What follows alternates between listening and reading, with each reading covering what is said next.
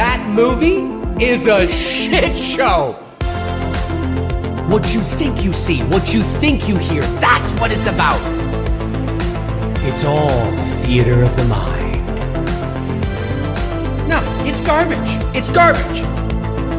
Mood and atmosphere. Now that I really like. That's what I'm looking for. That's what I want to see.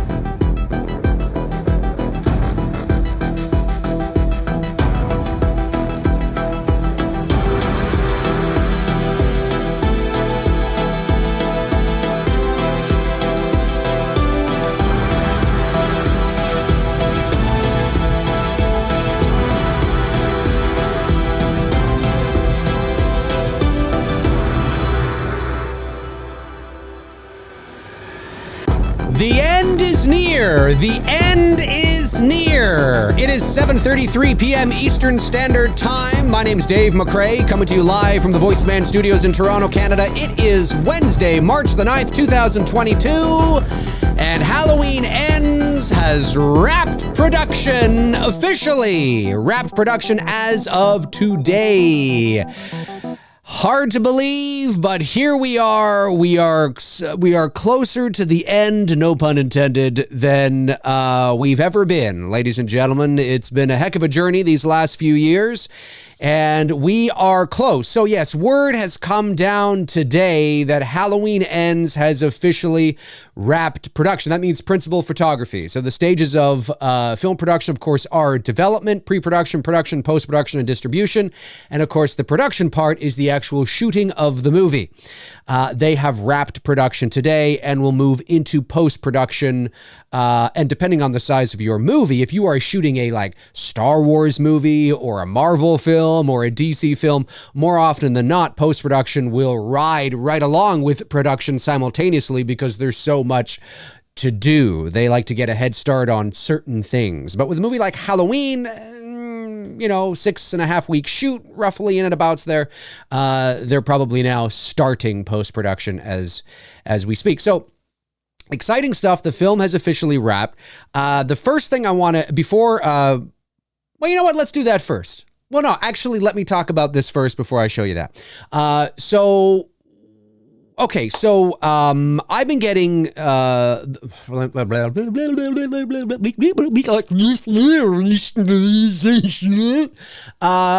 trying to compartmentalize my thoughts. So the last video I did on Halloween Ends was a few weeks ago, and I had mentioned in that video, I think it was in and around the time that Jamie Lee Curtis had wrapped her role. And I said that based on sort of, the kind of movie it is, how long they've been shooting, I estimated that you're likely going to see them wrap in the next few weeks. And sure enough, that's what happened, right? I think I might have even said around the middle of March. Well, we're not quite in the middle of March yet, but we're close. So no surprise there. But I've been getting a lot of messages over the last couple of days from people saying that it had already wrapped, and that there was one individual, I won't mention them by name, but one individual that even said, "Hey, did you hear that it already screened?" We got this covered, maybe? I don't know where you're hearing this from, but no, the film has not screened. The film has not just finished shooting today. And I think maybe some people got it confused that when Jamie Lee Curtis wrapped, maybe they meant that to mean for some people that, oh, I guess the movie's done or something. I mean, not everybody is in the Halloween bubble. Not everybody knows how film productions work and sort of the nuances and the tiny details of, make it all sort of come together and what this means and that means and basically live in the Halloween horror bubble. Some people are not like that, so they might just hear in passing Jamie Lee Curtis's rap, they hear Curtis, they hear Halloween Ends, they think, the movie's done. You know what I'm saying? That's entirely possible as well. So I... as you know, and I've been very transparent about it, that I have several contacts, sources, if you will, that I communicate with on a semi-regular basis that is connected to the Halloween game, I'll say, in several different ways. But sometimes they will tell me things that I don't feel are newsworthy. I have a whole video on my channel that talks about sources and things like that and why I take it very seriously because of how I grew up in a media family. Anyway, it's on my channel and you can go watch it. I don't want to repeat myself here, but often I will get info or I will search for info and have knowledge of things that is not newsworthy or not. I'm not going to jump on and do a whole video on that. It's not really, you know what I mean?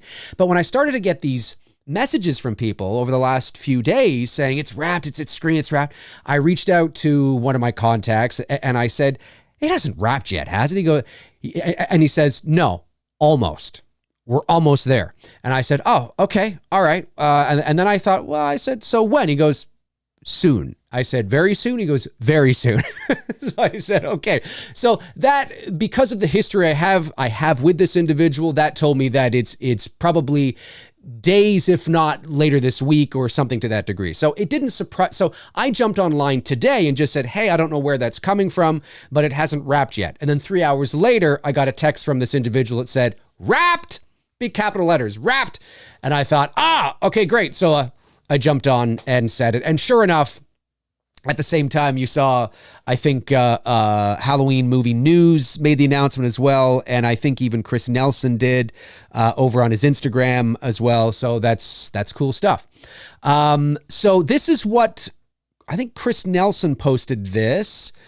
And other people picked it up. So this is what it says. He posted a little nice sort of parting gift, which is really, really cool. It says, Halloween Crew 2018 to 2022. It says, movies are little miracles. Hundreds of people come together and create fragments that then get linked and become movies. Every single crew and cast member of Halloween, Halloween Kills, and Halloween Ends have contributed their own special gifts, talents, focus, and passions towards David Gordon Green's Halloween trilogy. We are so grateful to each and every one of you for your contributions, and we hope when you wear this, you will do so with great pride and remembrance of the wonderful creative team we had together. Jamie, David, Danny, Malik, Bill, and Jason. And that, of course, is Jamie Lee Curtis, David Gordon Green, Danny McBride, Malik Akkad, Bill Block, and Jason Blum. I would assume that's who all those people are. Unless there's, I don't know, 5 other people with the name Jamie, David, Danny, Malik, Bill, and Jason. That's 6, actually. 1, 2, 3, 4, 5, 6. That's 6. But cool, nonetheless, right? I'm assuming this is probably a swag bag, as they like to say. A swag bag. So pretty cool. It's probably, I would imagine it's probably something really nice. Like a nice jacket. Kind of like this, but maybe even nicer. Who knows? Not that that's not a nice jacket, but you know what I mean. And there's probably some things in there too, like maybe a watch. Maybe it's a nice watch. You know what? Maybe it's a Halloween watch. I could see that. I could see Blumhouse and Universal splurging. Come on. You got the money. Maybe it's a nice watch, a Halloween watch or something. That'd be kind of cool. Or maybe it's all of the above, a watch, a jacket, a hat, 2 tickets to the Bahamas. Who knows? But nonetheless, this is not unprecedented for movies to do this for their cast and crew, especially when they are wrapping up, like officially. When you shot Halloween, when they shot Halloween 2018, they didn't, I'm sure there was maybe a little something, didn't know if they were coming back. Of course, when they shot Kills, they knew they were coming back to shoot Ends. Not that there wouldn't have been a little something maybe at the end of Kills, but this is definitely sort of like the end. This is it. This is David Gordon Green's trilogy. It's officially wrapped. It's done, folks. It's shot, signed, sealed, and almost delivered. So pretty interesting, to say the least. Now, one of the other questions that I get on the regular is I will get, do I think that Jamie Lee Curtis, because she shot for 4 weeks and she wrapped 2 weeks before the film officially wrapped, do I think that she's hardly in the movie, that she's not going to be in the movie, she's hardly in the movie? And this is what I have to say to that, so please listen carefully. So, generally speaking, 9 times out of 10, a film, no matter if it's a Halloween film or if it's a Marvel film, it depends, okay? I mean, there are different variables at play. But generally speaking, films are shot out of sequence, okay? Not in order. And the reason for that is for a number of reasons. Number one, it could have something to do with an actor's schedule. Okay, so they have an actor for this amount of time, for this many weeks, because they're off, because they have to go off and do another film or something. So they need to shoot, all their shit in 2 or 3 weeks. That's something that you have to keep in mind. I'm not saying that's what happened here. I'm just saying that that is a variable that sometimes happens. One of the main reasons, though, is logistics. It's saving time. So if you have a location in a movie that appears throughout the movie, like in your script, this individual's house appears in the movie, but in different points throughout the movie, throughout this, the first, the second, and the third act. Generally speaking, you're going to shoot all the scenes that take place at that house all at once. So you're going to spend, 2 or 3 days or however long you're there, if you're shooting on location at this one house, and we're going to get all these scenes done now while we're here, rather than going here, shooting, leaving, coming back, leaving, coming back, leaving. That just, it doesn't make any sense logistically from a schedule point of view. So you have to keep that in mind. Studios as well. When is studio space available? If they're shooting, some films are shot on location, some are shot in a studio. Some it's a combination of both, like Halloween Kills, right? So when is the studio available? When can we shoot in the studio? So there's many different reasons why a film is shot out of order. For Jamie Lee Curtis to shoot on a Halloween slasher film, which really only has like a 6.5, 7 week production schedule, to shoot for 4 weeks, that's a lot. Now, I'm not saying that she's in every single scene, but you can shoot a lot in 4 weeks on a slasher movie. So I almost guarantee you she's going to be in it a lot more than she was in it in Halloween Kills. She's probably going to be in it the same amount she was in it with Halloween 18, because I think she shot in and around the same length.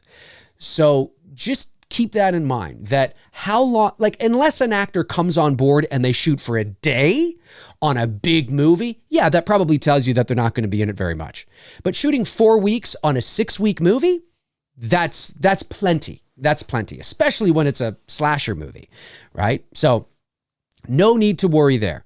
But yeah, just please keep that in mind, that films don't shoot in order. So it's not like because I guess the point I'm trying to make is that I think some people believe that because she wrapped 2 weeks before the film ended, that somehow means that there's 2 weeks left of shooting of the movie that she's not going to appear in terms of the sequence of events. Like if you were shooting, let's say my mind's going all over the place. For example, her shooting for 4 weeks and leaving 2 weeks left to shoot doesn't mean she dies before the ending of the movie. Do you know what I'm saying? Now, it may mean that. I don't know what the schedule is. I don't have my hands on that. I'm not privy to that information, right? So I don't know what they were shooting. I mean, they may have shot the end. The ending may have been the very first thing they shot.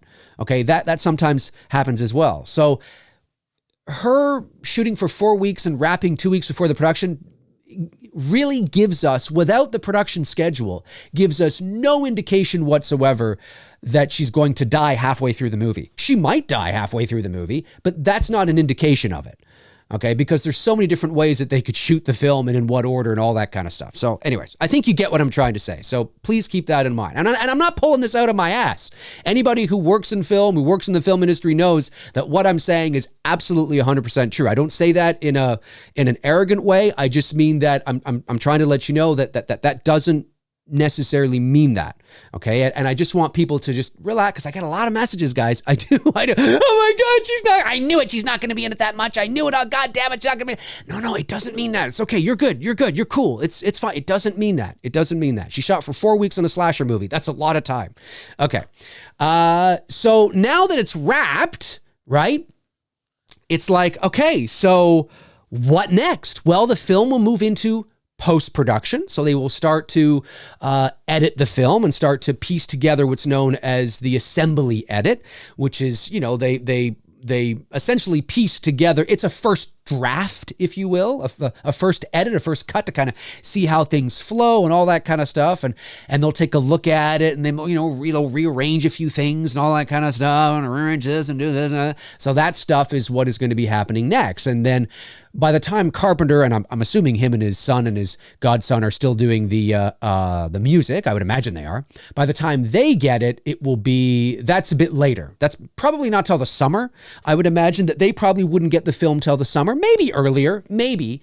But generally speaking, the picture lock is done by the time a composer gets it, because you don't want to change anything once the music's locked, because if the music's locked and you continue to edit, that's going to change the music. It's not going to fit. You're going to ruin where the music fits and all that kind of stuff, right?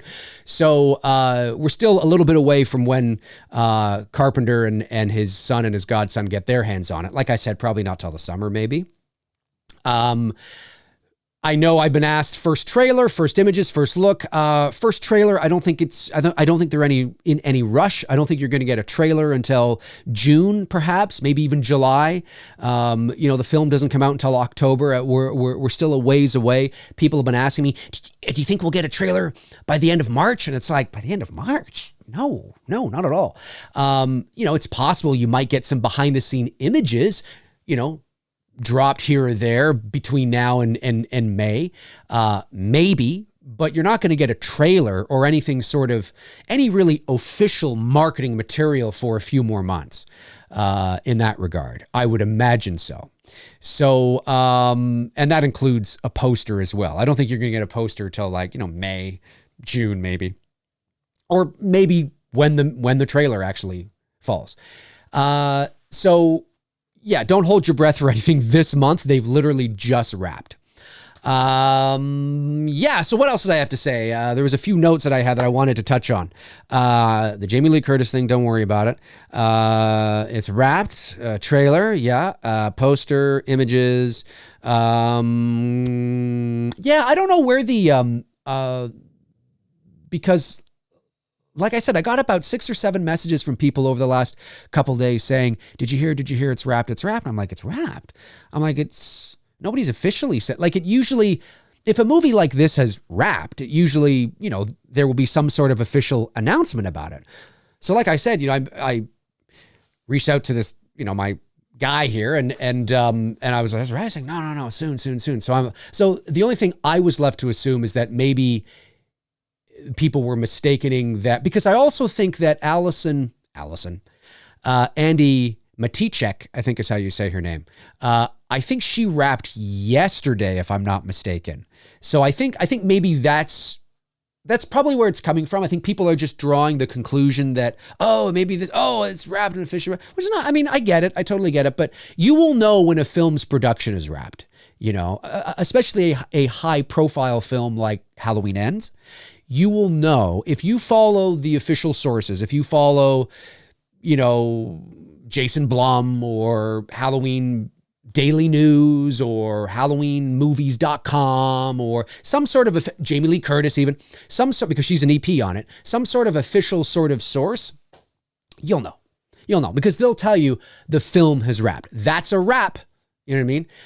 And it won't have anything like that's a wrap on so-and-so or that's a wrap for so-and-so. If you hear that's a wrap for so-and-so, that doesn't mean the movie's wrapped. That just means that individual has done their part. They get to go home. They don't need them anymore because, it's just, we don't need, you can stay if you want, I guess, but you're not going to get paid. No, I'm just kidding.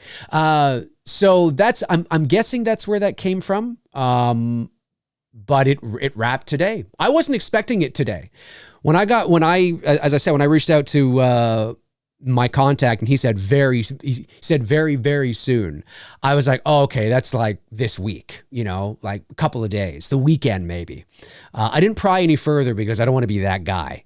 I take these things very seriously and always, like I said in that video I posted a few months back, I take this very seriously and I only relate stuff that I know to be true.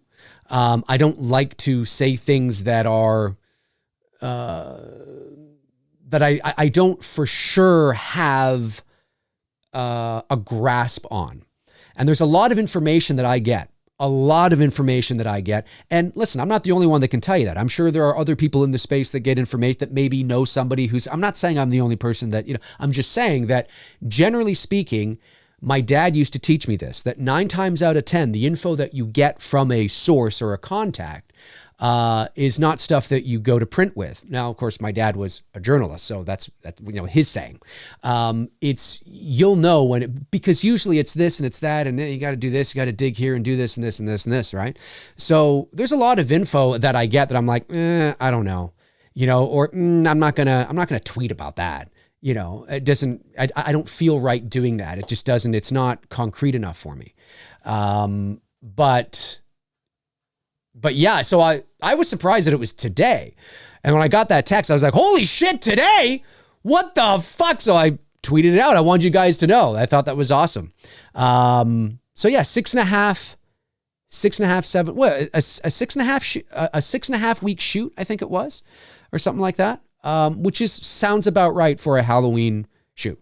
Sounds about right for a Halloween shoot. So anyway, let's go to the chat room and see what you guys are saying. What do you guys think about this? If you're watching after the fact, comment below and let me know your thoughts. If you have any questions, let's sit here for a while and chat about it. Let's chat about it. Let's see what is going down.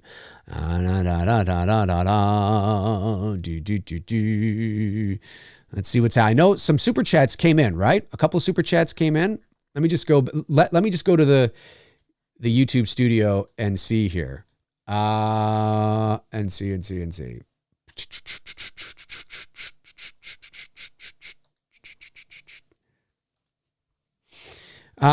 Okay. Only 2 came in. Well, cool. Dexter Morgan sends in $5, says, Dave, do you think Ends will be the lowest grossing in the series? I don't know.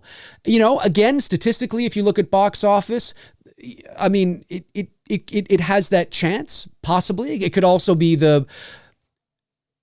it could also gross more than even Kills. I don't think it's going to hit Ends.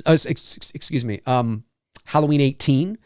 Again, Halloween 18 overperformed, $254 million, the worldwide box office, highest grossing slasher in motion picture history. It overperformed. Could Halloween Ends do as well as Kills and maybe even better than Kills? Possibly. They're going to market this thing as the final one, the final battle, the last time. They're going to do that.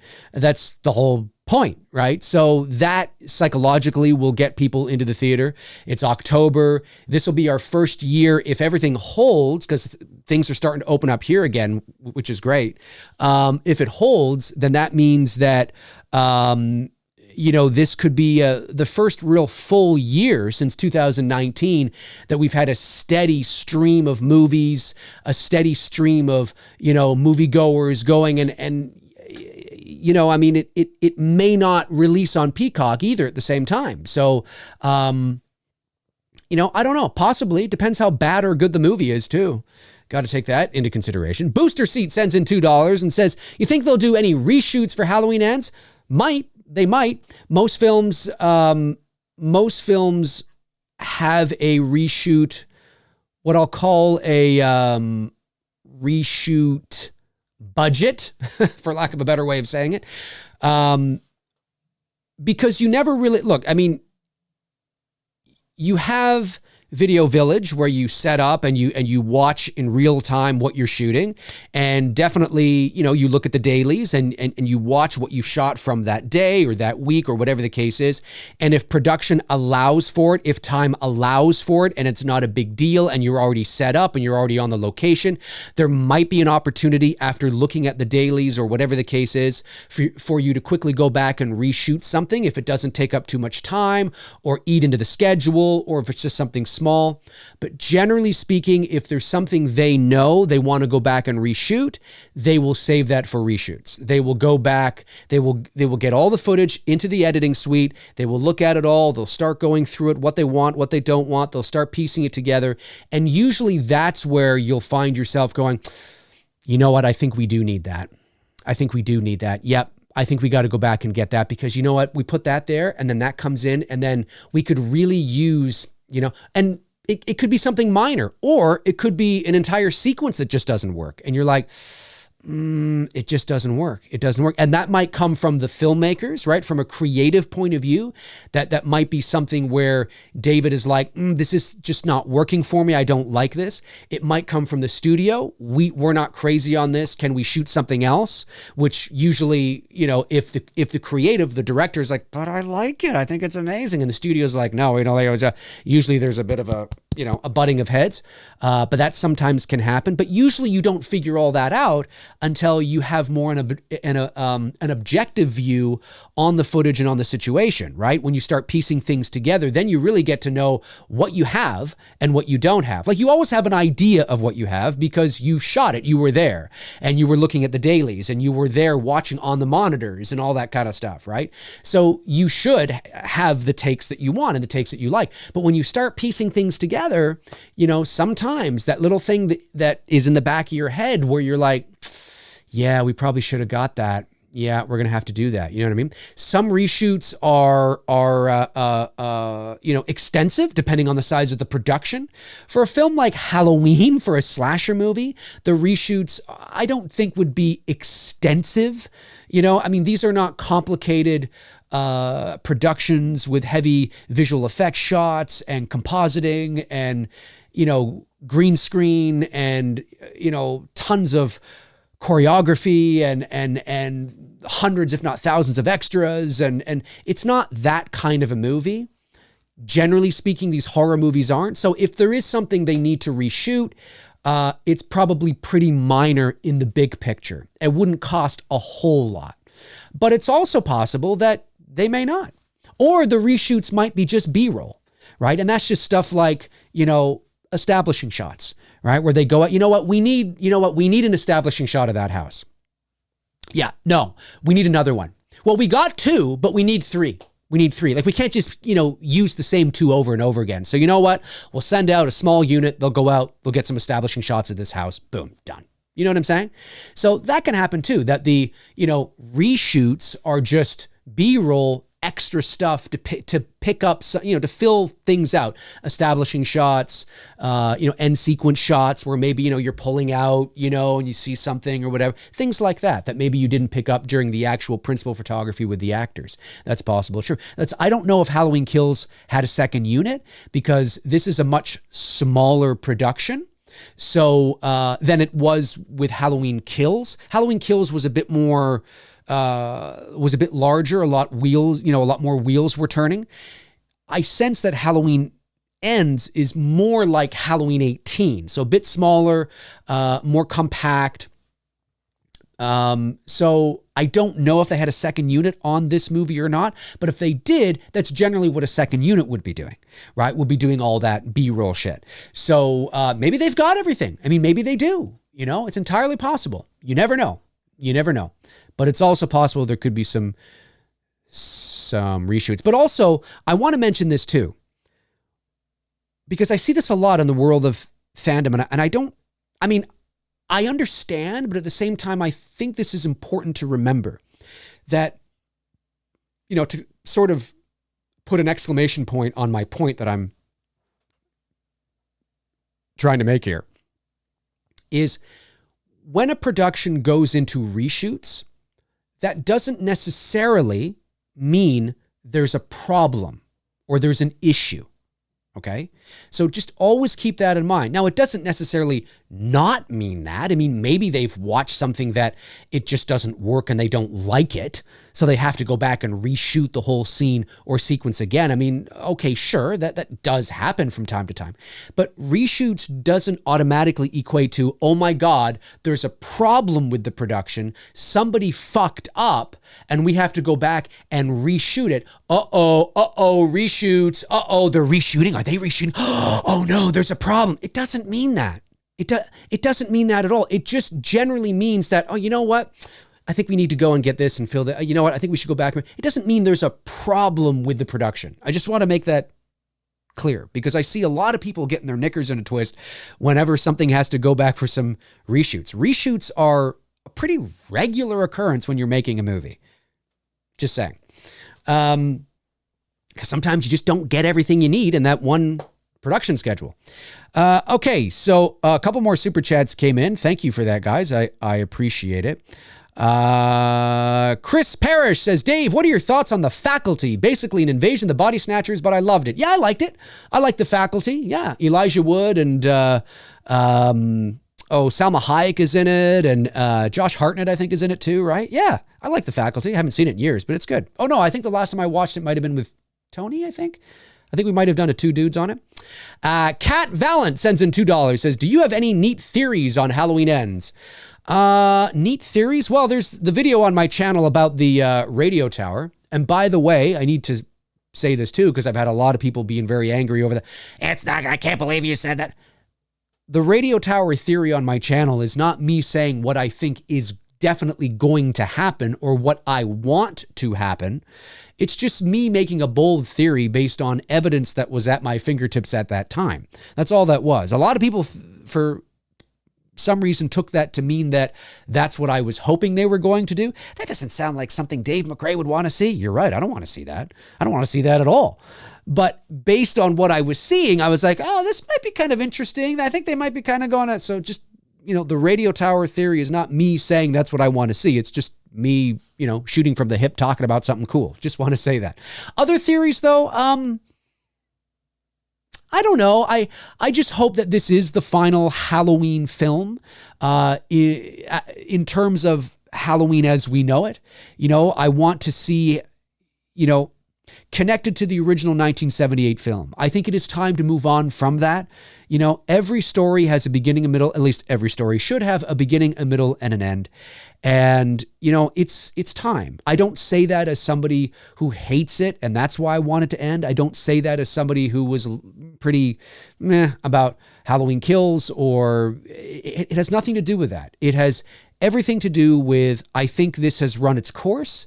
I think that, to wrap this up, I don't know how they're going to do it, but to wrap it up and leave this alone. That doesn't mean that in, 5 years down the road, you reboot it for a new generation, maybe in a series or something. I don't know. But Michael Myers, as we know it, connected to the 1978 film, I think it's time to let it go. Now that, of course, is the filmmaker, the artist in me saying that, okay? If I was the head of a studio and Halloween Ends makes $238 million at the box office, you're damn right Michael Myers is coming back. I don't know what head talks like that. Yeah, that's right, man. Texas studio. Hey! But no, this is show business. This is about making money. And if Halloween Ends wildly exceeds expectations and just sweeps the box office in the fall, well, yeah, they're probably going to make another one with the Michael Myers that we know connected to this timeline. But I hope, I hate to say this, I hope that doesn't happen. I want to move on from it. I do. I don't want Laurie to die and then Allison take the mantle and now we're watching Michael go after Allison. I respect all of you fans out there. You're passionate. You're awesome. No, more Michael, more Michael, more Michael. I totally get it. Mark Hamill talked about, what the hell did he call me? He called Star Wars fans, heavy Star Wars fans, UPFs, I think, ultra passionate fans, UPFs or whatever, which is totally hilarious. And UPFs exist in every, they exist with Marvel, DC, horror, Halloween, Friday the 13th. I'm an ultra passionate fan of Halloween too, but I just think that maybe my standards might be a bit different. Not that my fandom means more than your fandom or your fandom means more than my fandom. Doesn't mean that. It doesn't mean I'm more of a Halloween fan than you are or you're more of a Halloween fan than I am. Doesn't mean that at all. It just means we're different fans. And for me, I don't want to see an endless cycle of Michael Myers movies again because, as I've been saying for 5 years now, it's inevitable that the more you make, eventually there's going to be that one where you go, and for some people, it just happened. Because Halloween Kills, whether you liked it or not, was incredibly divisive. And so for some people, it's already happened. You know what I'm saying? You cannot continue to get incredible and stuff. So I'm just like, let's wrap it up. Let's have a solid ending that we all as fans can be proud of, hopefully, right? Walk away going, okay, all right, that was good. I feel complete. And now we have all these Michael Myers movies to watch, the good, the bad, the ugly, they're all there and we can revisit them until our heart's content. I just think to continue this on is, so that's kind of how I feel about it anyway, in that regard. But theories, I don't know yet. Still too early. Beyond what I talked about on that one video. Jacob 26 Film Guy sends in a very generous super chat. Hey, thank you very much, Jacob. I appreciate that. Says, hey, Dave, have you seen The Batman? I have not yet. And also question, when looking for work as a voice actor, do I need an agent? And if so, how do I go about finding one? And also, I just finished my acting classes. Love your McRae Lives. Well, thank you very much, Jacob. Yeah, I haven't done a McRae Live in a little bit, but I appreciate that. First of all, no, I haven't seen The Batman. Second of all, voiceover work. Well, it depends on what your career goals as a voice actor are. So if you want to compete with the big boys at the professional level, and you want to get into, seriously compete, then yes, you have to have an agent. So I have two agents, of course. I have an agent for radio, television. I have an agent for commercial, promo, trailer, and narration. And I have an agent, a separate agent for animation. So, and I've been doing this, for 20 something years, full time for 17 years now.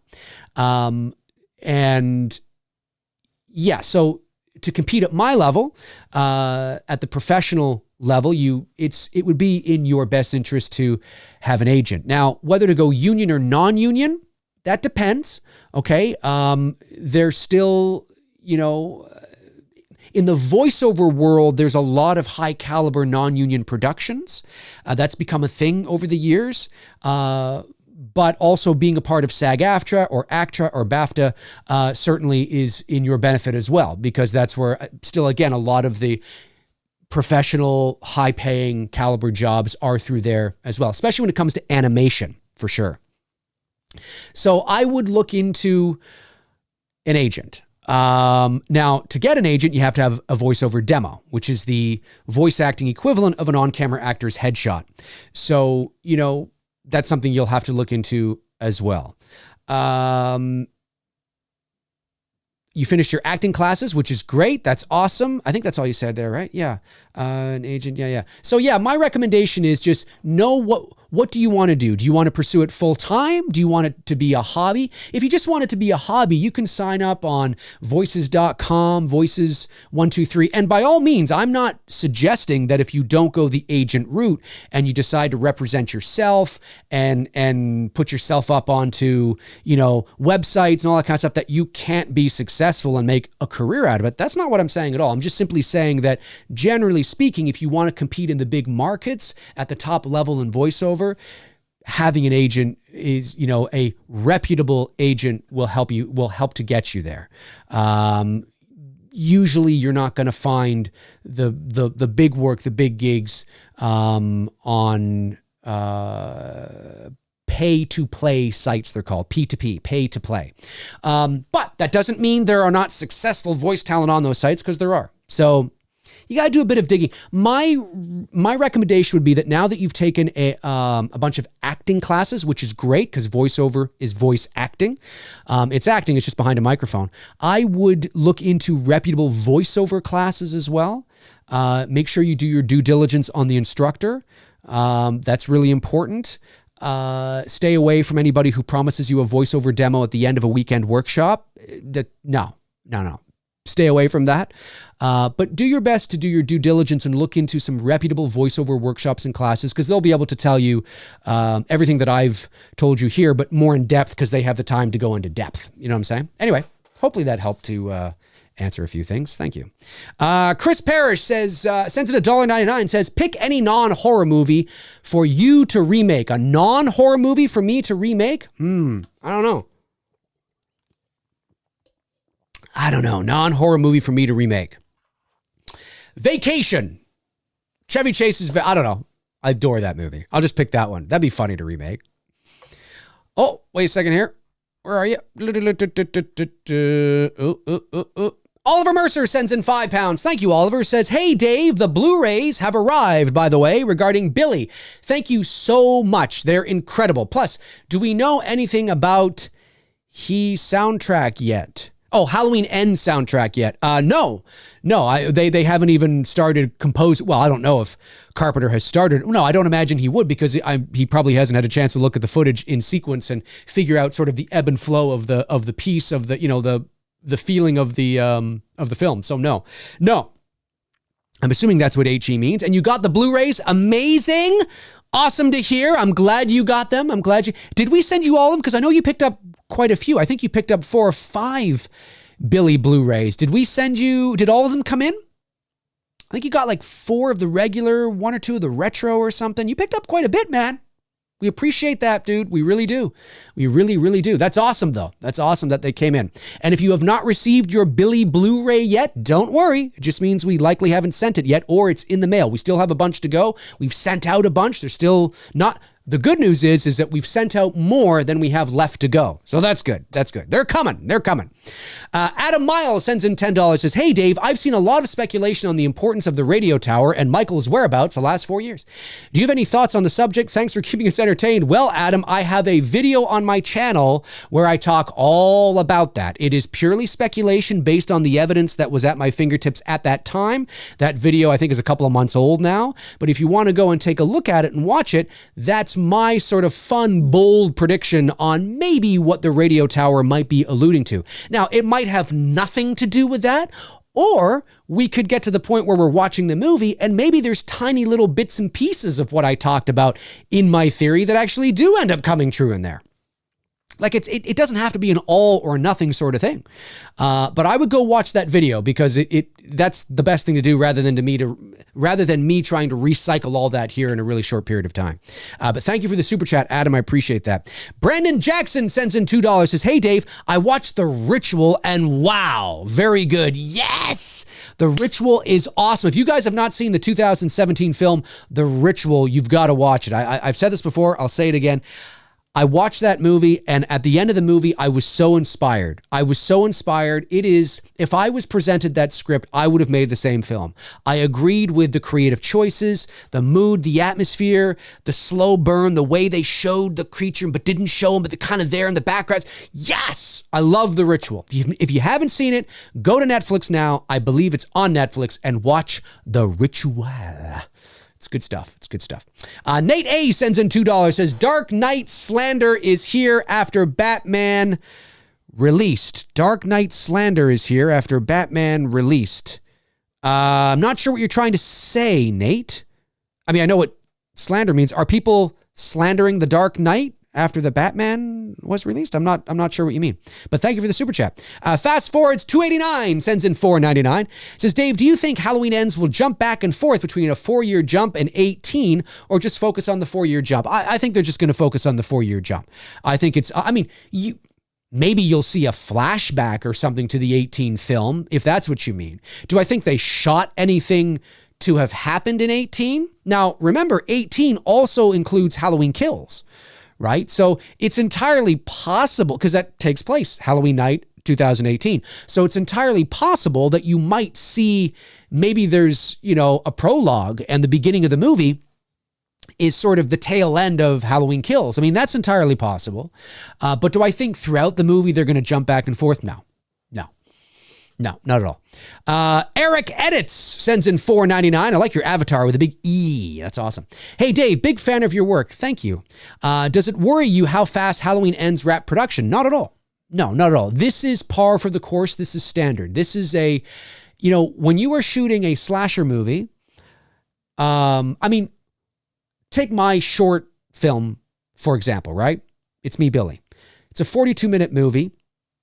Look at that movie and everything we shot, everything that was packed into that film, right?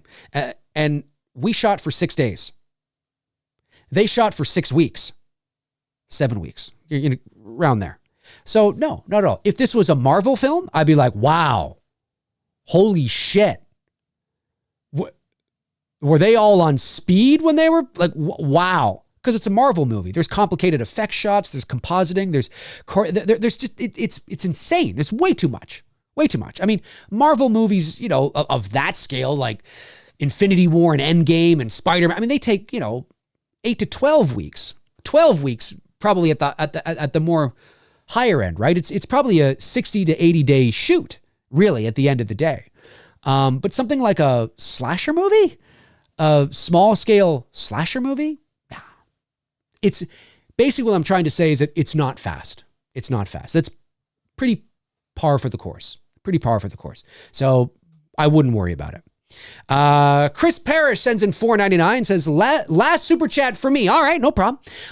Can we get a watch along for your old Halloween fan films? Maybe. That's not a bad idea. Yeah, maybe. I'll see. I don't know if I will do that. I mean, but maybe. You never know. You never say never. You never say never. Where am I here? Another super chat. Just want to get these, make sure I get them. Happy Sanjo says, I'm Coy on Facebook. Okay, cool. Hi, Coy. How are you? I'm sorry for my dumb questions about the filmmaking schedule. Oh, you were the one that said the film. Hey, it's not a dumb question, dude. It's not at all.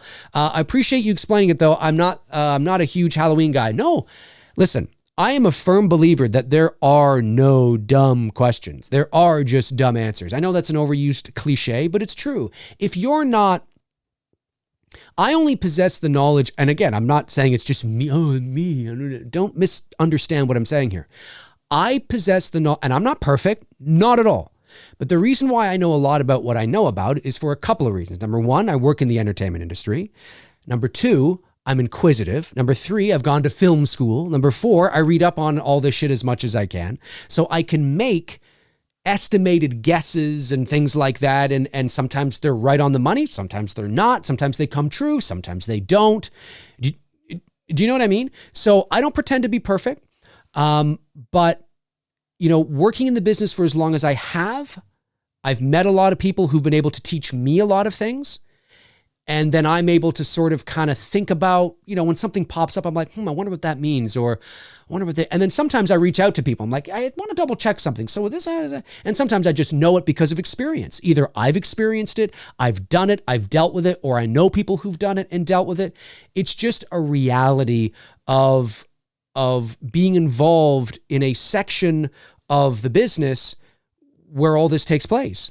And again, I do not claim to be perfect. I do not claim to know everything. I just simply, I can speak confidently on the things I speak confidently on because of what I just said. That's all. But that doesn't mean that I'm right. It doesn't mean I'm right all the time. Okay. But when somebody asks me a question like you did on Facebook, or like, so when this happens, why would you know about that? Do you work in the business? Are you connected to the film industry in any way? Do you teach film? Are you a filmmaker? Are you? No, and no. You're just a fan? Well, why would you know that then, right? Like it's not, However, I do say this, and I often say this on my channel a lot. I always say this, if more fans could brush up on the business side of show business more, you don't have to be perfect, but just kind of read about how the business side works. You'll find yourself being less and less perplexed on the decisions that are made in the film industry or the entertainment industry, whether it's, music, acting, movies, whatever, right? If you read up more on how the business of show business works, you'll see, you'll read about decisions that are made or things like that. And you'll be like, well, I guess that makes sense. Yeah. I understand that. Cause there's I got a lot of messages from people going, why would they do that? Oh my God. This, blah, blah, blah. And I'm just like, well, because this, and this. Or if I don't know for sure, I'll say, well, it's likely because of this, and this, right?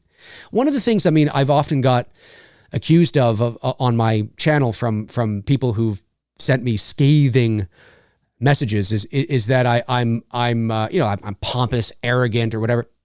It's the furthest thing from the truth. I'm really not that way. If I don't know something, I'll tell you I don't know it. But again, I can speak confidently about certain aspects of the business because I've worked in the business for 20 years.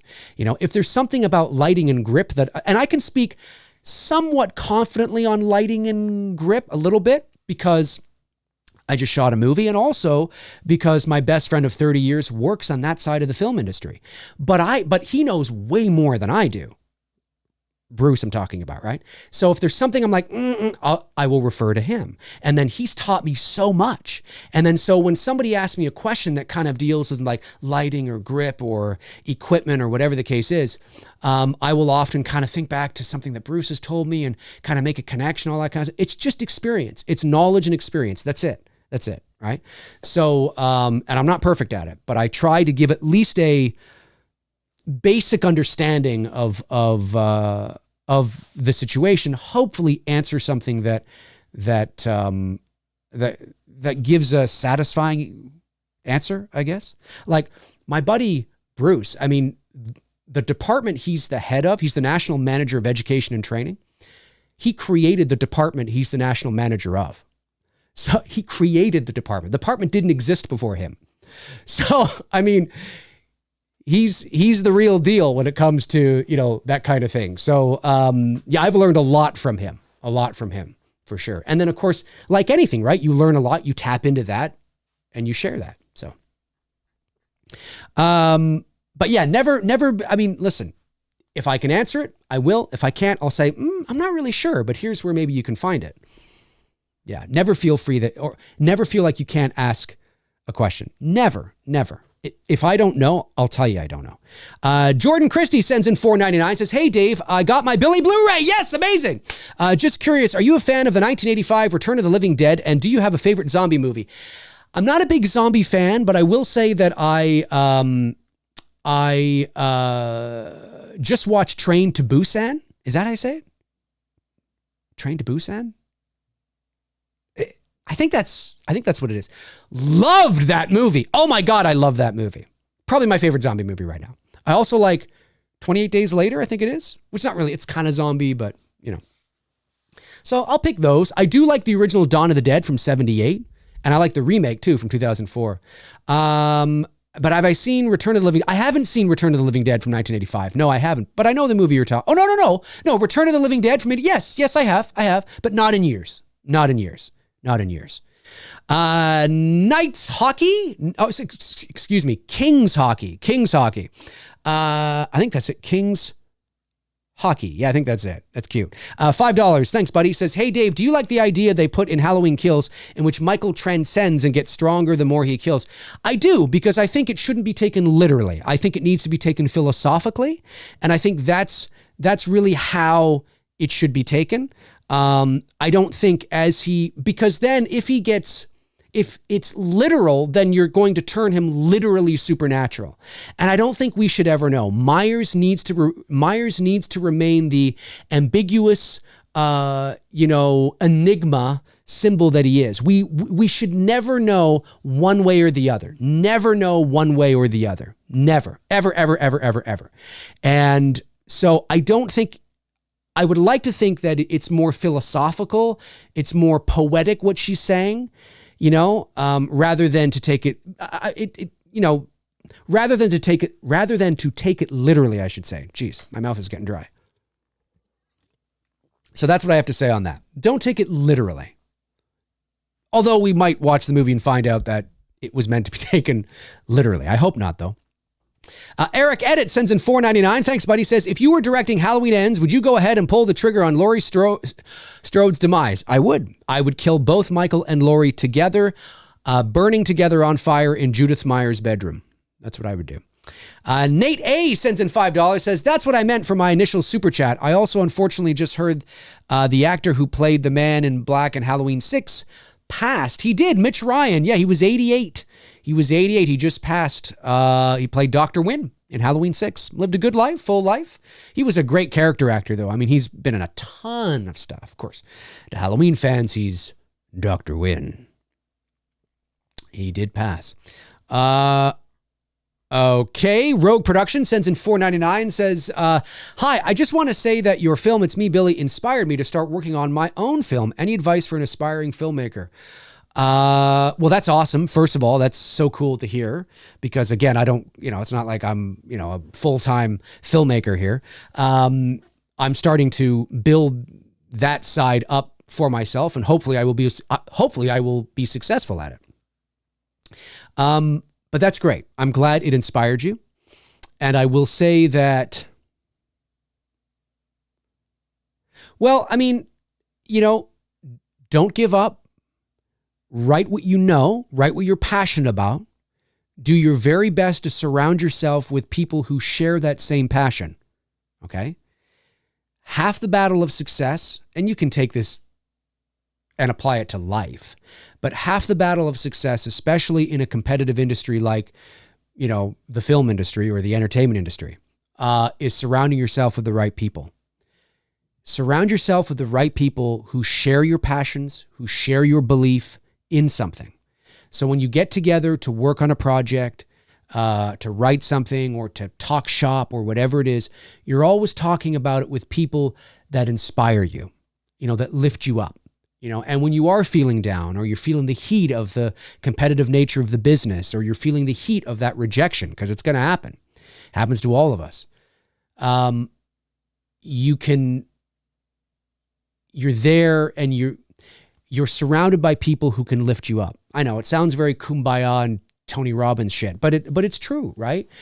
It's especially true in show business because it is a cutthroat, devastating, don't give a fuck business. It really is.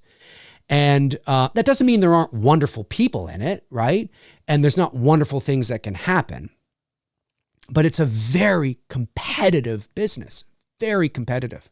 So do your best to surround yourself with like-minded people, people who support you, but not just people who support you, your mom, your dad, your friend, okay, but also people who share your passions and who want to succeed with you. I was very lucky that I am still best friends with my childhood best friend now as I was then. I mean, I met Bruce 30 years ago in grade school, in junior high, and we were making movies when we were 13 and 14, and we wanted to go off and make movies, and we did essentially. Well, I mean, we got into we both pursued our careers, and we both went to film school.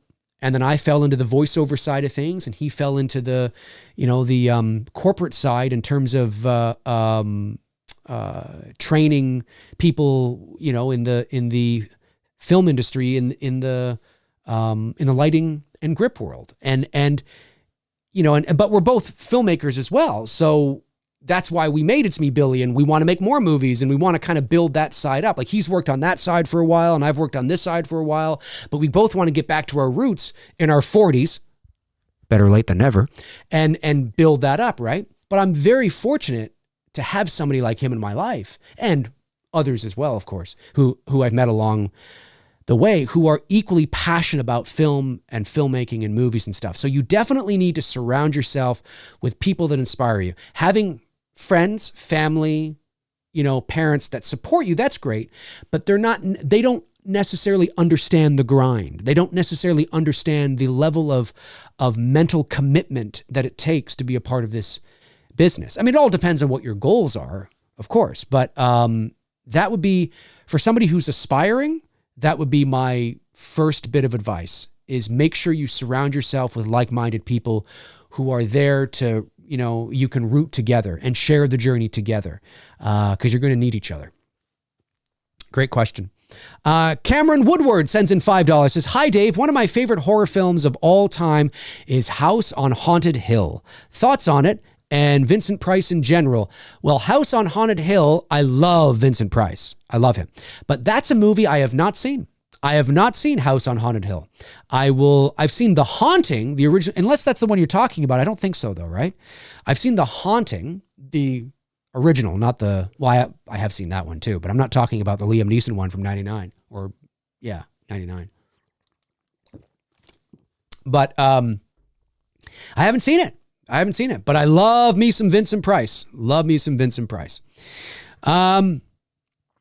A generous super chat comes in from Fast Forwards 289. Thank you, buddy. It says, "Dave, do you think Michael is going to go supernatural again? I mean, he's had his fingers blown off, shot point blank, got beaten down, stabbed by Allison, and stabbed in the back with a pitchfork. I hope he stays human with that edge." I hope so too. The only thing that I would have not done if I was directing it, is I would not have had, was it Tommy or I forget who it was now, shoot him I know he was shot point blank in the original. I know. But I wouldn't have had him shot point blank again in Halloween Kills. You could have him beat down, sure. He can survive a beat down. He can survive a pitchfork in the back. Absolutely he can.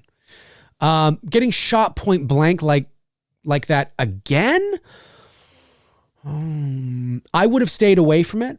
I don't know how they're going to present Michael here. I mean, where has he been for 4 years? I guess in a cave somewhere, since the working title was Cave Dwellers. I don't know. It's about balance, right? I need to believe that this is a human being, but there's just a little something that makes me go, And it's that something that should never be fully realized, should never know. This movie needs to end with it never being answered. That's Michael's shtick. You see, Jason, Freddy, Chucky, we all know their backstories. We all know their history.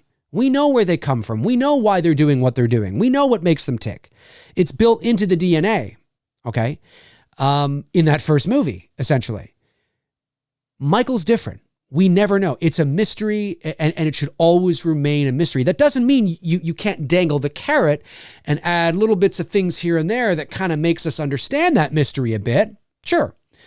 But I hope they don't go full on supernatural where, yeah, I hope not. I hope not.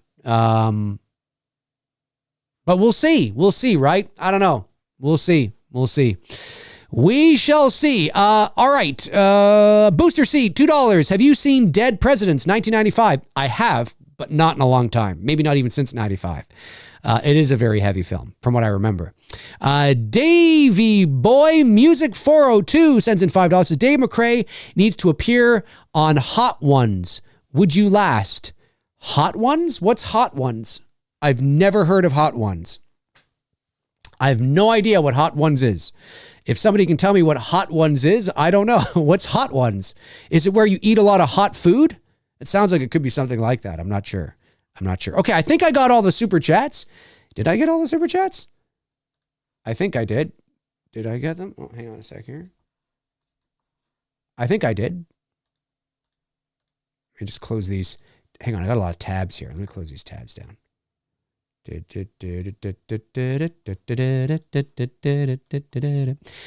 think I got them all. Okay, let's get a few non-super chat ones. Tom Hungarian says Dark Castle Entertainment was made just to remake Vincent Price movies in the 2000s, and Robert Downey Jr.'s wife was the one main producer for them. Really interesting. I didn't know that. That's kind of cool. I didn't know that.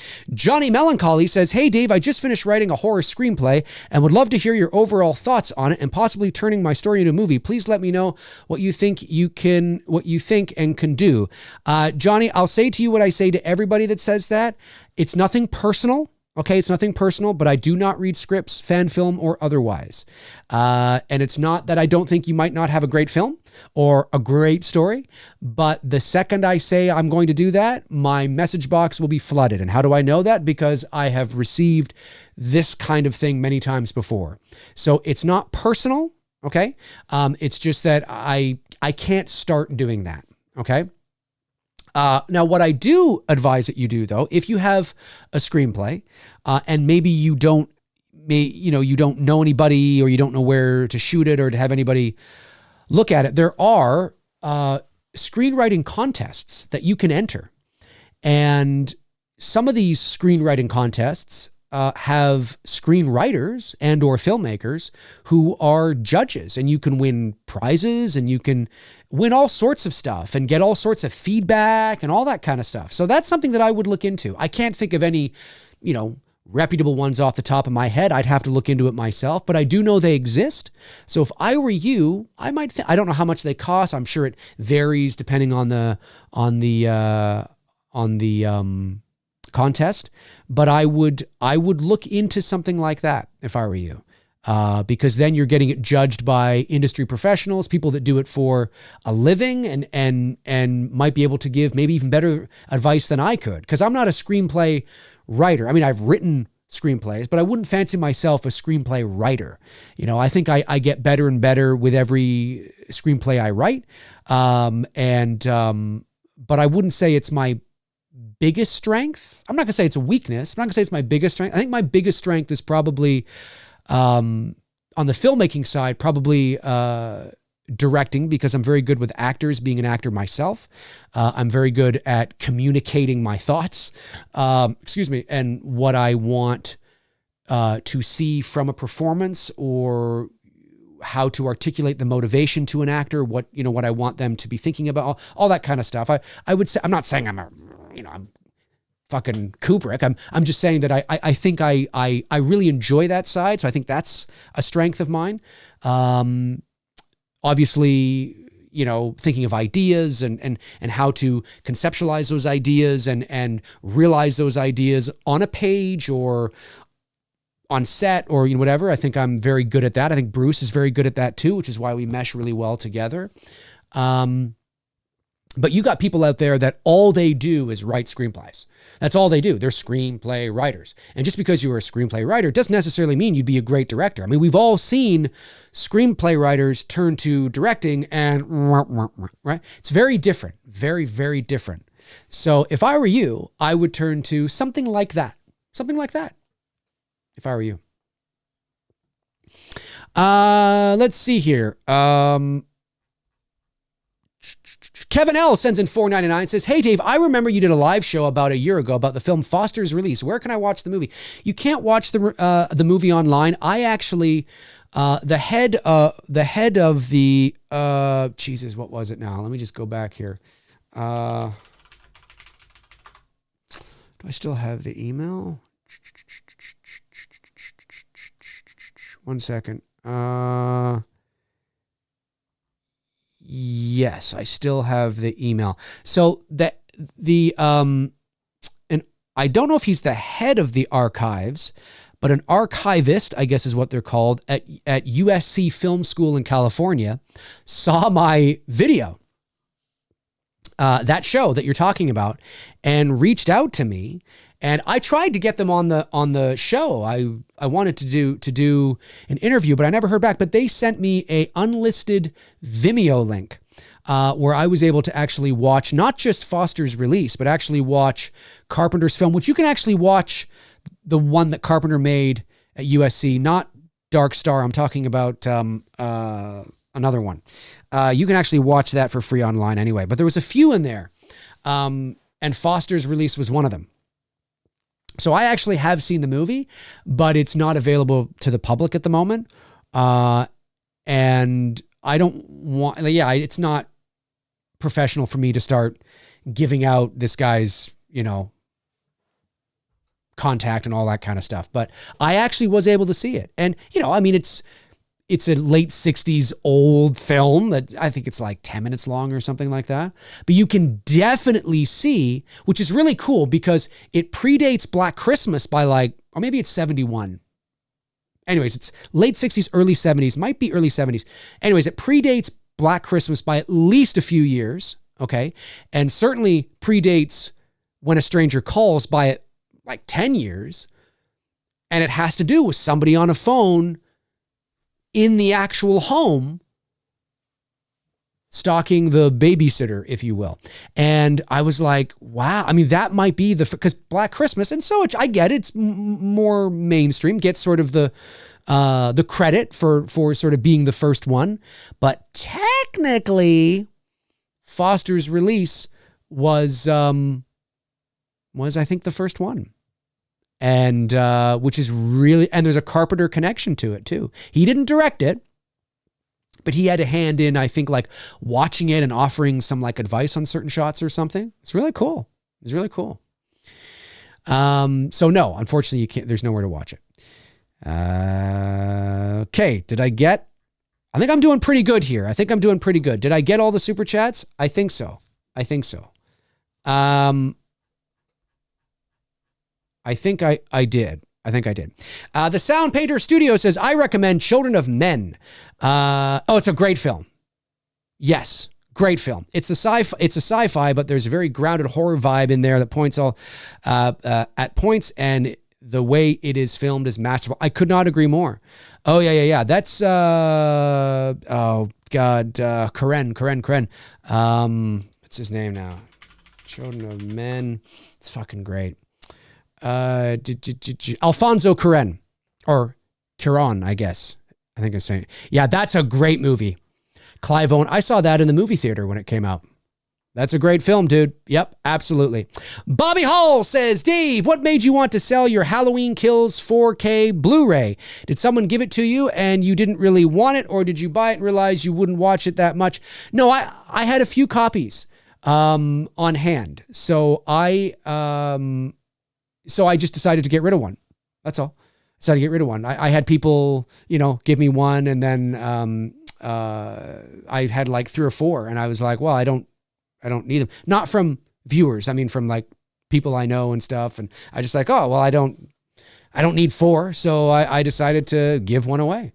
Yeah. It's very strange. Now that you bring up the topic, I had people reach out to me because I was selling some of my stuff, right? I sold a few masks. I sold, some NECA stuff and all that kind of stuff.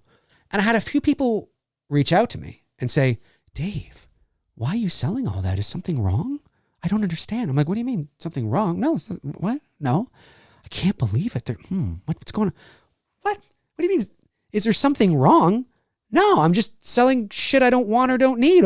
Why does there have to be something? I'm not saying you're saying that, Bobby. I'm just saying that I've had a couple people say that. I guess they're surprised and they equate that I'm selling it like I'm destitute or something. Is it? No, I just don't want it. So I decided to sell it. Why not? Right? So, I don't know. People just assume the strangest things. Swifty the Gamer says, Dave, have you seen West Side Story directed by Spielberg? I have not seen West Side Story yet. I'm going to, though. I want to watch it with my girlfriend because she wants to watch it too. So yes, I am definitely going to watch West Side Story. I just have not seen it yet, but I'm going to. Booster Seat sends in $5. Says, Danny McBride stated Halloween Kills is basically Halloween Ends Part 1 and 2. Halloween Kills is basically Halloween Ends Part 1 and Part 2 is this year. If Laurie were to go off with Michael's head for real, I'd love it. Yeah, I just want them both to die. I want Michael to die. But again, that doesn't mean that I say this, I've said this before, I'll say it again. That doesn't mean you can't end it still on a mystery or a what if. I just don't want Michael to, personally, I don't want Michael to walk off into the ether. He's killed everybody and he just walks off. I don't want that. It's too loose-endy to me. I don't want that. I don't want his eyes suddenly opening or a jump scare from coming out of the closet or something. I don't want that either. That's lame amateur slasher stuff. That's too amateur. Like, what are we doing here? Let's be a little more sophisticated than this. I don't think there's anything wrong with actually killing him, but ending the film like I did my Concept, where you just end on a question, a philosophical question that makes the audience go, huh, is he dead? I don't know. For those of you that may not know, I have a sequel video on my channel. Now, I made it before Halloween Kills and Ends were even announced to exist. But in that, I have Laurie and Michael die in a fire in Judith Meyer's bed. It's very symbolic, all this kind of stuff. And the house burns to the ground. Laurie dies. Michael dies. And Tommy and Lindsay were in the movie together. And I think they made it to the end of the movie. Brackett died in my sequel. And as they're driving away, the camera's pulling back and you just see the lot where the Myers house used to be. You just see the lot where it used to be. And as it's pulling away, I said that you have the voice. Now it's not this line is not officially canon because it's from the TV version of Halloween, which isn't officially canon, but you can make it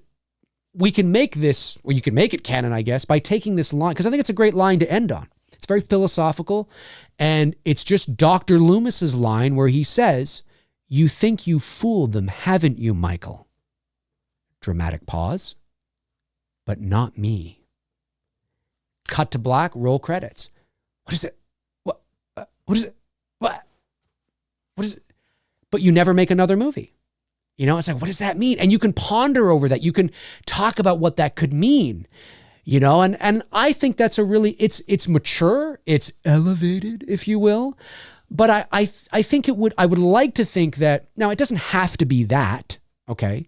But ending it in a way that's like that, I would like to believe that our audiences are smart enough, even the Halloween fans would feel respected. It's all about respecting not just the material, but the fans, right? Don't end it like you ended Halloween Resurrection, his eyes opening yourself. Why would you do that? Don't end it like that. I mean, I know why, but I'm just saying, don't do that, right? Because that's going to piss me off. It's going to piss me off, and it's something that I don't think should be done. End it on a real mature note where maybe not everybody's going to like it, but I would like to think that Halloween fans are smart enough. We're all smart enough to be like, okay, nicely done. I feel complete. I don't feel like, oh, that was done. No, you feel complete, right? You feel satisfied. There's no more, but you feel satisfied. You feel satisfied. And that, now again, it doesn't have to be exactly like the way I've said it, but something like that, that is just more mature than a typical, and I know there's some people have said to me, what about him just kind of walking off? He's killed everybody and he walks off into the darkness. And I'm like, yeah, I get why people like that. But for me, as the final chapter, it's just too loose-endy. It's just two loose ends. I don't, and maybe they will do that because they don't know if this is going to be a huge success and they don't want to kill Michael Myers. But I hope it's done a little more mature than that. I guess it comes from a place of me wanting there to be substance, a little more meat on the bone. And also, I'm okay with things ending. I'm content. I've made my peace. I'm okay with no more Michael Myers. I'm okay because I have so many to enjoy. I'm okay. And that's how I feel. I'm okay. So that's why I'm very on board with that idea, because they end it with some sort of cliffhanger where you see his shadow or his hand or his eyes. I'm telling you, I'm gonna lose it. I'm gonna be like, oh fuck, come on. No. Anyway, that's me. That's me. Okay. Super chat comes in from Riker H. Sends in $2. Says, you think Forrest Gump is Robert Zemeckis' best film? It's up there. It's up there. Contact, I think, is great. I think Contact is one of the best alien movies ever made because it's very mature. It's not like little green men from Mars. It's much more philosophical, much more cerebral. I think Contact is fucking fantastic with Jodie Foster and Matthew McConaughey. If you haven't seen Contact, it's from 1997. It's directed by Robert Zemeckis. Fantastic movie. Love it. But Forrest Gump, yeah, it's definitely one of his crown jewels for sure. I mean, the Back to the Future trilogy, certainly, but certainly that first Back to the Future film is iconic and classic. He also did Romancing the Stone, which was the movie that, because it was successful, it allowed him to make Back to the Future. If you haven't seen Romancing the Stone with Kathleen Turner and Michael Douglas, I highly recommend you check it out. 1983 or 4, somewhere around there. It's kind of like an Indiana Jones-ish kind of movie. More comedy probably, but it's fun. It's fun. They also made another one, I think in 86 or 7 called Jewel of the Nile. Not nearly as good. Romancing the Stone is really good. So yeah. Geez. And also, Castaway, What Lies Beneath. He's a talented dude. He's a talented director. Very talented dude. So yeah, I would, but definitely Forrest Gump is up there for sure. Ryan Chandler sends in £5 and says, would you ever write a script for a H50 movie? You mean like a 50? Listen, if they're going to pay well, and they want me to come on board and write a script, or sure. Yeah, I mean, I have no real big leverage at the moment, as a filmmaker, right? As a voice actor, that's a different story. But as a filmmaker, I don't have a lot of leverage, so because I'm just really starting to finally in my 40s, trying to seriously pursue that side of the career, of the business. That's what I wanted to do. I've said this before, but some of you might not know this. That's what I wanted to do with my life. Very early on, I went to film school to become a filmmaker. That's what I did. When I left film school, but of course I'm a theatrical person. I love acting and, all that kind of stuff. So I got into the on-camera acting, and then I got into voiceover, and then I never looked back. And that's where I've spent over 20 years in the business is on the voice acting side of things. And it's been great. I've had great success, and I've been nominated for 4 Voice Arts Awards and got to go to Warner Brothers and walk the red carpet with celebrities. And it's been really cool. And certainly my voiceover career's not done. I mean, I certainly haven't plateaued or anything, but certainly I've done well on that side. But the filmmaking side, which is really my first love, that is really what it is. It's my first love. I haven't done that. I mean, I haven't made, real movies, right? I've only made one real movie in my life, which is It's Me, Billy. So that's the filmmaking side is something that that I'm seriously trying to kind of, pay more attention to now. And I'm still young enough that if I can get some success going and kind of get my feet wet a bit, I might have another career there, right? Which is really cool. But as a filmmaker right now, I have no leverage, really at the end of the day, right? I'm still too new in the game. So yes, I mean, if somebody said at this very moment, we would love to write, you to write a Halloween 50th anniversary movie, man. I'd be like, okay, well, let's talk. Why not? So, but that's not going to happen because obviously they would go to somebody who's far more experienced. But yeah, I mean, listen, I would love to be in a writer's room or even a idea room, just hashing out ideas for things like that. I mean, I think it would be so much fun to do. But hey, you know what? You never say never. I mean, the 50th anniversary doesn't come around till 2028. We're still 5 years away? No, 6 years away? Yeah. So you never know. Who knows? Maybe between now and 2028, I'll have a couple of major films under my belt. I don't know. You never know. Fingers crossed. Fingers crossed. We'll see. That'd be amazing, though. That'd be fun.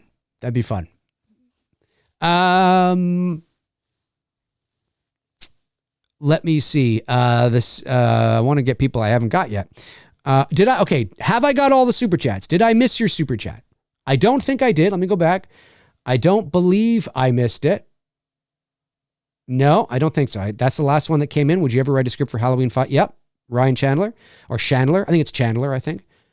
I think that's I think I got that. All right, we'll go for a few more minutes here. Maybe take this thing to 90 minutes.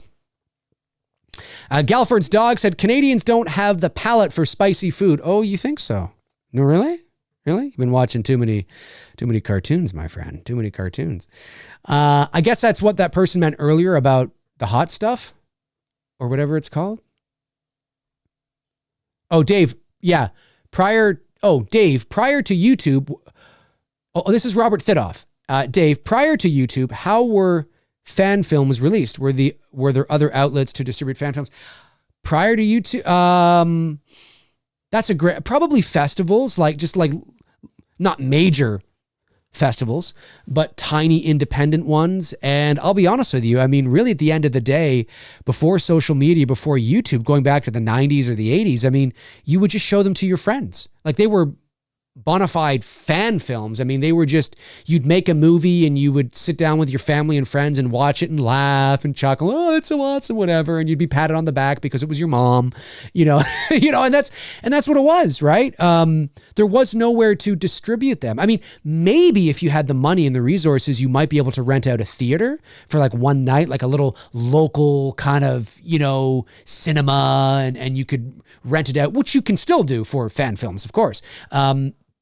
I mean, that kind of thing. Maybe some small scale festivals, maybe, little local stuff that might play your movie and you can go watch it and stuff. But YouTube has been a blessing. It's a blessing and it's a curse, because it's a blessing because, well, it depends, right? Like, I mean, for us, that's why I gave 2 links to It's Me, Billy. And why I said that if you are planning on watching It's Me, Billy on a big TV or a projection screen, I recommend Vimeo. And you don't have, because Vimeo doesn't compress the image as much as YouTube does. And of course, we shot on the Arri Mini, which is a, major Hollywood motion picture camera. So, we wanted the image to look as how we want it, as intended, I should say. And you'll notice on YouTube that some of the dark stuff, there's certain moments where it looks a little pixelated. That's not us. That's YouTube. I mean, we wouldn't release a movie shot on the Arri Mini pixelated. That has nothing to do with that. That's YouTube's compression. Whereas but it's not a big deal if you're watching it on your phone or your tablet or your laptop because the screen is smaller, so you don't notice it as much.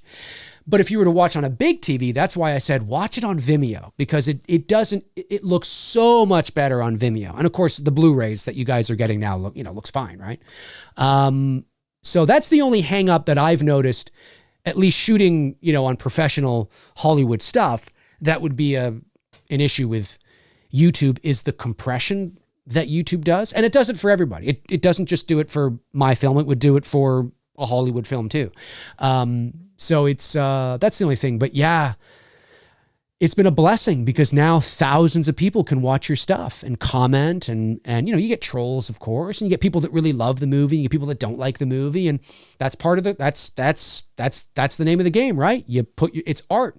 You put your art out there and you let the chips fall where they may. So, but yeah, before YouTube, it was not too many people were seeing it. Let's just put it that way. Not too many people were seeing, fan films. All right. Oh, some more did come in. Oh, no.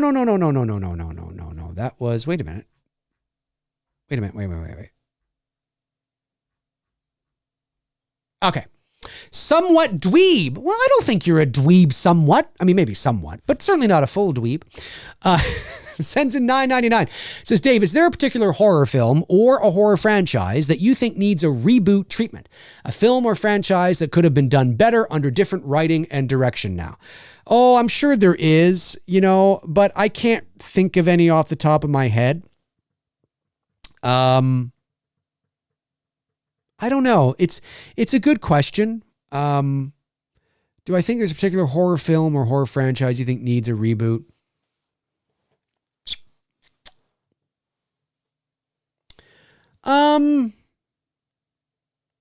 I mean, okay, so this is probably not what you're expecting, but one thing I think you might be able to do today that would be really creepy and actually might even be better served as a series, maybe a mini series, because, you couldn't go on and on and on. Well, who knows, is Invasion of the Body Snatchers. So, of course, there's the original from the 50s, which is great.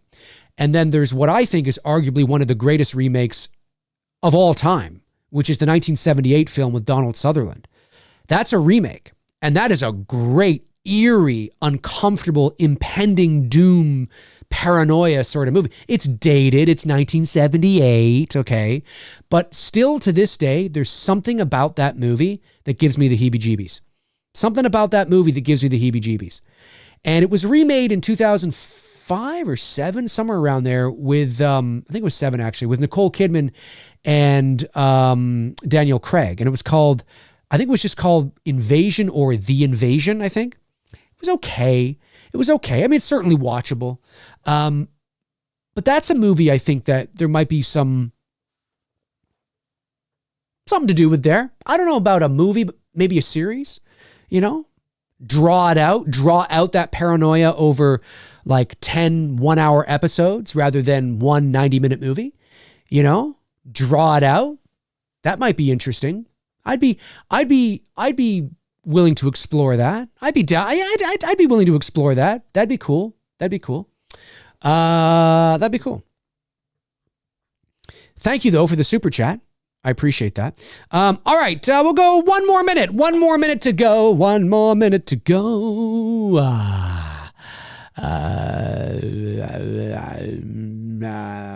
MegaCat says, Dave McRae, have you seen, is it Solent Green? Solent Green? Could be said a couple of ways. No, I haven't. I have not. Galford's Dog says, Invasion of the Body Snatchers has been made 4 times. There was one in the 90s too. Yes, there was. There was one in the 90s and it wasn't very good. But the best, for me, the best one is 1978. I think that is the best one. That's me, though. Evan Heathcock says, first time in a while I've been able to catch you live. How you been, Dave? Doing pretty good, Heath. Or Evan, I should say. Also, what would you think of Halloween 3 remake? I've been wanting one for years. Well, listen, do not take this to the bank, okay? But I think that's the direction they're going to go. Now, whether that's a series, whether that's a movie, I don't know. I just have this feeling that Season of the Witch is what they're going to turn their sights to next when it comes to Halloween. Now, that doesn't mean it's going to be immediately after, but I just have a feeling, whether that's a reboot, a sequel, a complete remake and reimagining, I don't know. But I do feel it makes the most sense. It's a logical step because you already have a built-in fan base and you already have source material, and it just makes the most sense from a business perspective. Doesn't mean it's going to be a runaway hit, but it makes the most sense rather than creating something that nobody has any emotional attachment to and trying to sort of sell something completely new. If you sell Season of the Witch, there's almost this thing, there's this acceptance, where it's like, okay, well, even Halloween fans who maybe are not a big fan of Season of the Witch would probably get on board, because even though it has nothing to do with Michael Myers and Michael Myers won't be in it, and it's not a Michael Myers story, it's a distant cousin. It's family. Do you know what I mean? And because it's family, there's almost this psychological acceptance that kind of happens, So if Blumhouse and Universal said, no, listen, Halloween Ends is really it. It's done. We're not going to, no more. Even the people that are like, no more Michael, I want Michael. If they said, we're doing Season of the Witch, again, series, movie, I don't know. That's what they turn their focus to. I think even those people would be like, okay. Do you know what I mean? I just have that feeling because it's familiar. And it's better than, no, we're doing this completely new anthology movie called Attack of the Killer Pumpkins. And it's going to be related. It's like, what? It doesn't mean the movie wouldn't be amazing, but, to get people on board and excited, it's a harder sell. It's a much harder sell to sell something that nobody's ever heard of than it is Season of the Witch. Ooh. You know what I'm saying? So that's what I think they're likely to turn their focus to. Again, that's my thought. That's my impression. But I don't know. Ecto Freak says they come over the hill and birds cover the Golden Gate Bridge. I guess you're talking to somebody else in there. I'm not sure. Okay, let me just go back. I think I've got all the super chats. I think I do anyway. All right. Okay, 181 people watching. Well, I could stick around for a few more minutes if you want me to stick around for a few more minutes. Let's see. Let's try and get some people I've never got before. Stevie D says, I'm really interested in a miniseries focusing on Freddy or Trial of His Crimes. Would be a killer miniseries. You know what? Maybe, yeah, I agree. I think A Nightmare on Elm Street is ripe for something like that. I still think they're going to explore the theatrical release option, but certainly Elm Street is a story that you could do a series on, and you could explore it that way. Yeah, for sure. And then maybe the end of season 1 is sort of the beginning of like where the first Elm Street movie kind of, you go into the Nancy thing and all that, perhaps. Maybe at the end of season 1, he becomes Freddy or something. It's always possible. It's always possible. Yeah, I could see that. Brooke Flynn says, Dave, do you plan on catching the Batman? I do. I just have not seen it yet. I have not seen it yet, but I do plan on catching the Batman. Chester Franklin Jr. says, Dave, how you doing, buddy? Doing pretty good, Chester. When I asked you before about the Halloween videos, when you was Michael Myers about the music, did you use iTunes or Spotify? When I was Michael Myers in my Michael Myers videos, you mean like in the little short little fan films that I used to upload years and years ago? What music did I use? I used the Halloween music. So I had them on my computer. So that's what I used. I just put it into the time. I think that's what you're asking. I don't use iTunes or Spotify for music. I don't download music from iTunes or Spotify. So I have a Spotify account because I listen to a few podcasts, but I don't really use it for music because you can pretty much go to YouTube and find all the music anyway. So, yeah, I don't need to. I mean, it's good for people who want to download stuff and like actually download it and have the actual music track on their phone. So they have it, they've bought it, they've kept it. But if there's a song I want to listen to, I do most of my work from my home studio here. So I'll just go to YouTube or I'll just say, I don't know, hey, Google, play Billie Jean by Michael Jackson. Okay, Billie Jean by Michael Jackson. Here it is on YouTube Music. I don't know if you can hear that. It's way in the background. But there it is. It's playing, right? Hey, Google. Hey, Google. Stop! I think that's what you're asking. My apologies if it wasn't, Chester. Darren Georgetown says, Dave, did that project fall through that you were working on? No. I can't say anything yet. Again, we're not in a position yet to really talk about it. All I can say is that we're still working on it. We're still, discussions are still being had. So I'll just leave it there. But no, not yet anyway. Sweet Tea sends in $5. Sweet Tea, it's great to see Sweet Tea. The tea is sweet tonight. Sends in $5. Says, hi Dave, it's been a while. It has. I've been able to catch you. It's been a while since I've been able to catch you live. It has. For the channel, my friend, be safe too. Well, thank you very much, Sweet Tea. I hope you are doing well. Now that you mention it, it has been a while since I've seen you around here. I hope you are doing well. I hope things are safe and happy for you. Yeah.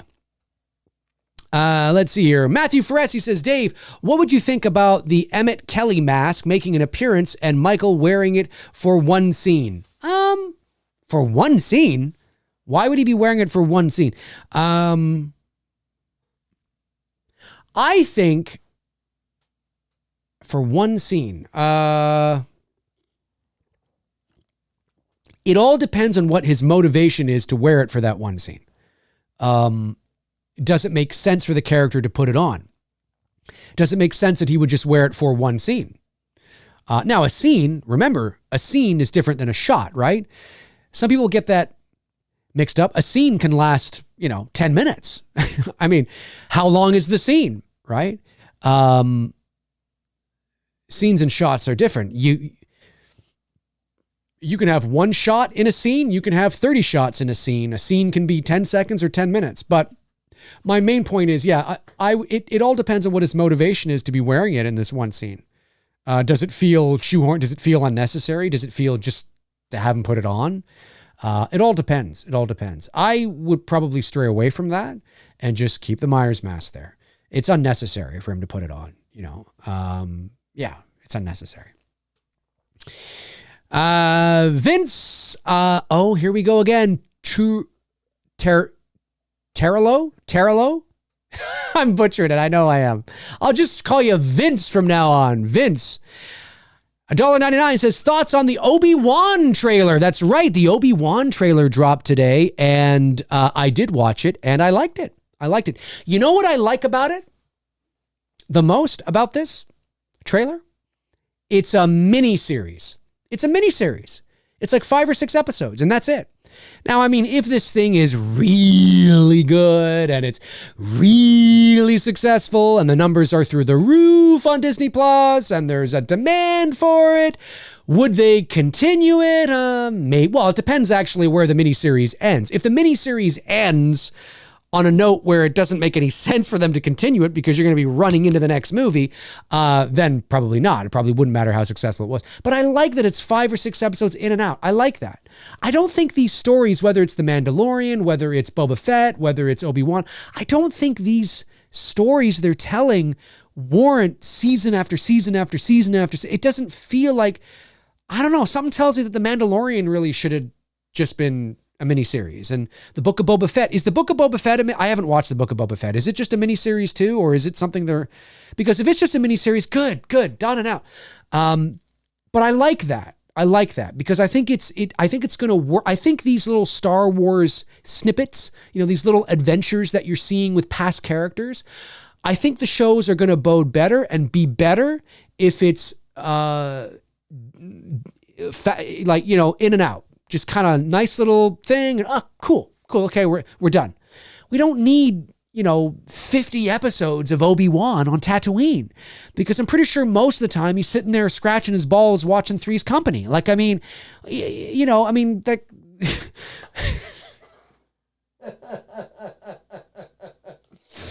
That's what he's doing. He's scratching himself watching Three's Company. That's what he's doing. So no, I wouldn't. But anyway, does the trailer look good? Yeah, it looks pretty cool. And it was brilliant marketing it amps you up even more. Why? Because of Duel of the Fates. It amps you up even more because of Duel of the Fates. You could put Duel of the Fates in a Minions trailer and I'd be first in line to go see it. So that definitely plays a part. It looks cool. It looks dark. Yeah, I'm definitely going to check it out. And 5 or 6 episodes, I can manage that. I can manage that.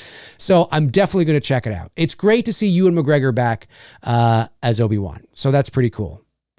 Yeah, I'm looking forward to it. Looks good. I'm in. Another very generous super chat comes in from Fast Forwards 289, 1999. Thank you, buddy. It says, have you seen The Aviator with Leonardo DiCaprio? I did way back in the day when it was in the theater, 2004, I think. I really like that movie. I've always been fascinated with Howard Hughes' life story and the things he did and built, despite people thinking he was crazy. Yeah. It's a heck of a biopic. And Martin Scorsese, again, of course. You can never go wrong with Leonardo DiCaprio. He's one of the brilliant actors today. He will go down as one of the great American Hollywood actors of his generation. I mean, hands down, period, full stop. He's brilliant. He's brilliant in everything that he's in. And so, but the story of Howard Hughes, yeah, I don't know a lot about him, but certainly the fact that people thought he was crazy and yeah, it's a great film. You know what? I gotta watch The Aviator again. And Cate Blanchett was in that movie too. I think playing not Audrey Hepburn, but Katharine Hepburn. I think that she does a great Katharine Hepburn impression. I think that might have been one of the first movies that I saw, because she was in Elizabeth back in the 90s. But I think The Aviator was one of the first movies I saw that I remember. I don't think I saw Elizabeth, that I remember seeing Cate Blanchett in. And then, of course, I think maybe she did, The Curious Case of Benjamin Button, which I also really like too. But yeah, The Aviator is a great movie, dude. Great movie. I own it. Actually, I think I own it on DVD, not Blu-ray. I should get that thing. But yeah. Totally cool. All right. Okay. You know what? I think that's a good place to leave it. So that is going to do it for me here on this show today, talking Halloween Ends. Halloween Ends has wrapped production. Hey, if you're watching after the fact, comment below and let me know your thoughts. Are you excited about Halloween Ends? What are you looking forward to seeing in Halloween Ends? Does this get you more excited? We're one step closer to the end, folks. We're one step closer to the end. It is all over. Halloween, as we know it, I believe, connected to the 1978 original, is finally drawing to a close. And I'm actually excited about it. I actually am, really. I'm not sad. I mean, maybe I'll be sad if the movie manages to pull on the heartstrings and has this really sad ending, like the ending of Godzilla 1985. Nature has a way sometimes of reminding man of just how small he is. She occasionally throws up the careless, whatever, in the face of a tornado, an earthquake, or a Michael Myers. I mean, maybe if you get Raymond Burr's monologue and take out Godzilla and put in Michael Myers, maybe I'll be getting that little lump in my throat. But I'm telling you, I'm actually looking forward to it. I think it's time. It's time. I'm looking forward to it. It's time. So anyways, but comment below and let me know your thoughts about the big news that dropped today. I would love to know. Also, thank you to my moderators, of course, Frank Riker, Tabitha Short, Darren Sands, Chris Baber. You guys are amazing, but you know you are. Thank you to all the super chat questions that came in today. I really appreciate it so much. Thank you for supporting the channel on that level. It does not go unnoticed or unappreciated. That's going to do it for me. Have a great rest of your Wednesday evening. And like I said, comment below and let me know your thoughts. I'd like to know. Have a great rest of your night. I'll talk to you soon. Cheers.